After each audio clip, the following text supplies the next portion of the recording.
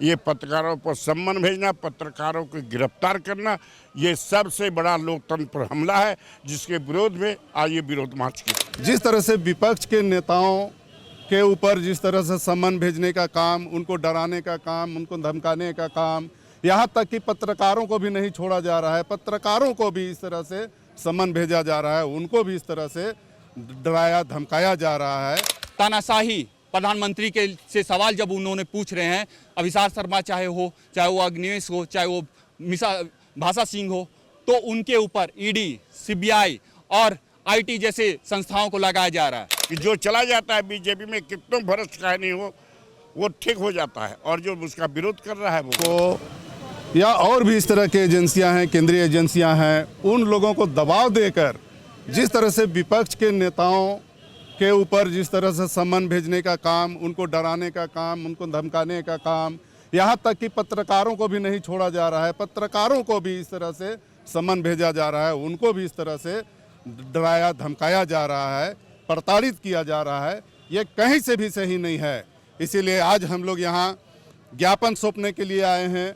महामहिम राज्यपाल के माध्यम से हम लोग राष्ट्रपति महोदया को हम लोग ज्ञापन सौंपने के लिए आए हैं कि आप इस पर संज्ञान लेते हुए जिस तरह का ईडी का दुरुपयोग किया जा रहा है उनको रोकने का काम करें, जो सही चीज़ है वो सही काम करने का काम करें। ये इस तरह का केंद्र सरकार के द्वारा जो जिस तरह से चल रहा है ये कहीं सही नहीं है। इसको हम भी देख रहे हैं, आप भी देख रहे हैं और पूरे भारत की जनता देख रही है। आने वाले समय इसका मुंहतोड़ जवाब दिया जाएगा। एक मोरल की राजनीति होती थी, कैरेक्टर की राजनीति, धीरे धीरे कैरेक्टर राजनीति में गिरावट हुई है, और ये गिरावट हुई है, इसके लिए सब लोग दोषी हैं, सब लोग दोषी हैं। और इसलिए उसको सीधे सीधे कह करके टाल देना ठीक नहीं है। जो अभी परिस्थिति है, उस परिस्थिति में हमको परिस्थिति में जो है उसका मुकाबला करना होगा, और इसीलिए आज हम लोगों ने इस तरह की कार्रवाई किया है। जैसे आप लोग लिखे हुए हैं कि सीबीआई, ईडी भाजपा का भाई, मैं इसलिए बोल रहा हूँ, अभी आप देखा होगा महाराष्ट्र में 8 नए मंत्री ने शपथ लिया, सब पर सीबीआई और ईडी का इंक्वायरी होने वाली थी, सबको धमकी दिया गया, सब पर करोड़ रुपये अरबों रुपये का गमन का चार्ज था, लेकिन वो चले गए बीजेपी के साथ तो गंगा में धुल गए, सब पवित्र हो गए। जो उनके साथ नहीं गया उनको परेशान करो। ये तो खुद साबित प्रमाण है कि जो चला जाता है बीजेपी में कितनों भ्रष्ट का नहीं हो, वो ठीक हो जाता है, और जो उसका विरोध कर रहा है वो गड़बड़ है। सब पर करो, अपने लोगों को भी करो ना, क्यों खाली विपक्ष के नेताओं पर कर रहे हो, विपक्ष के लोगों पर क्यों कर रहे हो? अपने भी जो तुम्हारे साथ भ्रष्ट है उस पर भी कार्रवाई करो। वही तो का पत्रकार, ये चौथे देश के लोकतंत्र का चौथे स्तंभ है। ये पत्रकारों पर सम्मन भेजना, पत्रकारों को गिरफ्तार करना, ये सबसे बड़ा लोकतंत्र पर हमला है, जिसके विरोध में आज ये विरोध मार्च किया गया। देश के लोकतांत्रिक प्रणाली को बचाने के लिए अब ये लोकतांत्रिक प्रणाली कैसे बचेगी, इसका एकमात्र है लोकतंत्र का 4 स्तंभ है, कार्यपालिका, न्यायपालिका, विधायिका और पत्रकारिता। जब कोई भी आम जनता के लिए नहीं कहता है तो वो पत्रकार ही बंधु होते हैं जो आम जनता के लिए खड़ा होते हैं। सरकार जिनकी भी हो, पत्रकार बंधु ही होते हैं जो हर एक सरकार से सवाल पूछते हैं। जिन जिन पत्रकारों को गिरफ्तार किया गया या जिन जिन पत्रकारों को ईडी या सीबीआई लगाया गया, उन पत्रकार का इतिहास अब देख लीजिए। उन पत्रकारिताओं में उनका नाम होना चाहिए, पत्रकारिताओं के पुस्तकों में उनका नाम होना चाहिए।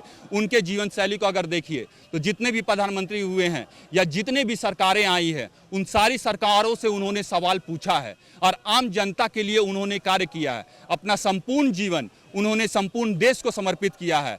लेकिन आज जब तानाशाही प्रधानमंत्री के से सवाल जब उन्होंने पूछ रहे हैं, अभिसार शर्मा चाहे वो अग्निवेश हो, चाहे वो भाषा सिंह हो, तो उनके ऊपर ईडी, सीबीआई और आईटी जैसे संस्थाओं को लगाया जा रहा है। लेकिन जिन केस का जो केंद्र बिंदु है, वो केंद्र बिंदु के साथ जिनका संबंध है, वो सिंगापुर से लेकर चाइना तक जिनका संबंध है, चांग चुंगलिंग, उनका संबंध अडानी बंधुओं से, उनसे क्यों नहीं पूछताछ हो रही है?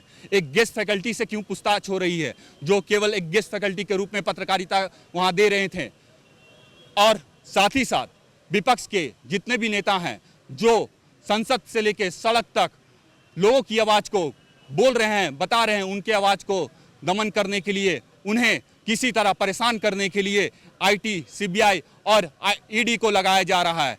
क्या मनीष सिसोदिया के केस में, माननीय मनीष सिसोदिया के केस में ये प्रमाणित नहीं हो गया है? सुप्रीम कोर्ट ने ये कहा कि आप क्या लेकर आ रहे हैं, आप उस व्यक्ति को आप केस का आधार बना रहे हैं जो व्यक्ति खुद ही आरोपी था और वो सरकारी गवाह बन गया है। आपके पास कोई भी ऐसा आधार नहीं है जहां पर ये निकला है कि आपके पास पैसा मिला है।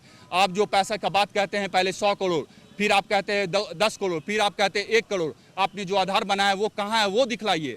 अगर ऐसा ही चलता रहा तो आपका केस 2 मिनट नहीं टिकेगा, जैसा हम लोगों ने मीडिया बंधुओं के द्वारा ये सुना है। साथ ही साथ संजय सिंह के घर में कुछ भी नहीं निकला, उनके पास कुछ भी नहीं, लेकिन उनको इसलिए परेशान किया जा रहा है क्योंकि वो जमीनी स्तर के नेता हैं। वो राज्यसभा से लेके पूरे संसद से लेके सड़क तक वो लोगों की आवाज उठाते आए हैं। The follow-up.in. Like, share, and subscribe.